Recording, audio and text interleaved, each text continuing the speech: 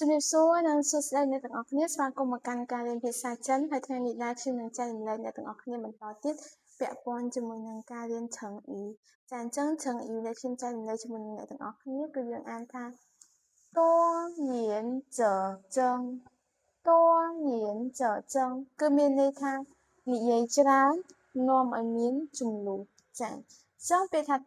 គឺមានន័យថាច្រើនចាឬក៏ច្រើនណាស់言មានន័យថា说话ចានិយាយឬក៏សម្ដីការនិយាយស្ដីចមានន័យ就会គឺនឹងអាចចឹងមានន័យ争吵ឆ្លោះប្រកែកគ្នាចាឧទាហរណ៍比如两个人聊天分来没事但越说越多越争谁对谁错最后吵起来ចាខ្ញុំអានម្ដងទៀត两个人聊天本来没事但越说越多越争谁对谁错最后吵起来这就是多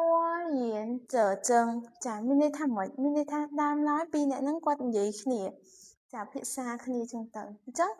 អត់មានអីទេអត់មានរឿងអីទេដំបូងហ្នឹងប៉ុន្តែកាន់តែនិយាយកាន់តែច្រើនចាដល់ពេលនិយាយយូរទៅមិនដែរចាប់ផ្ដើមរកអ្នកខុសរកអ្នកត្រូវហើយដល់ពេលចុងក្រោយឆ្លោះប្រកែកគ្នាអាហ្នឹងគេហៅថាសម្ដីច្រើននាំឲ្យមានជំលោះចាអញ្ចឹងអ្នកខ្លះមុនដំបូងដូចនៅក្នុងឧទាហរណ៍ហ្នឹងចឹងនិយាយគ្នាធម្មតាទេប៉ុន្តែនិយាយយូរចូលសាច់រឿងចាចូលសាច់រឿងដល់ពេលចូលសាច់រឿងយូរប្រកែកថាអូខ្ញុំនិយាយបានត្រូវអ្នកនេះនិយាយបានត្រូវអ្នកនោះនិយាយបានត្រូវចុងក្រោយអ្នកដែលឆ្លោះគ្នាគឺយើងពីរនាក់ឬក៏អ្នកដែលនិយាយគ្នានឹងវិភាសាគ្នានឹងឯងចុងក្រោយអាពាក្យសម្ដីដែលយើងនិយាយកាន់តែច្រើនហ្នឹងណាវាកាន់តែខុសអញ្ចឹងការនិយាយស្ដីរឿងណាដែលយើងគួរនិយាយចាំនិយាយរឿងណាដែលមិនគួរនិយាយកុំនិយាយអីពេលខ្លះពាក្យសម្ដីយើងចេះតែនិយាយវាអាចធ្វើឲ្យខុសវាអាចលើកពីការពិតដែលធ្វើឲ្យដៃគូរបស់យើងយល់ច្រឡំហើយចាប់ផ្ដើមឆ្លោះប្រកែកគ្នាដែលអត់មានមូលហេតុដែលអត់ដឹងអីសោះអញ្ចឹងមុននឹងនិយាយសូមគិតពិចារណាជាមុនសិនដូចកុំដូចឃ្លាហ្នឹងណាចាអញ្ចឹងខ្ញុំអានម្ដងទៀត多言者争ចានិយាយច្រើននាំឲ្យមានជំលោះអញ្ចឹងសង្ឃឹមថាអ្នកទាំងអស់គ្នានឹងយល់ឃ្លាមួយហ្នឹងហើយនឹងអាចប្រើប្រាស់成语មួយហ្នឹងបាន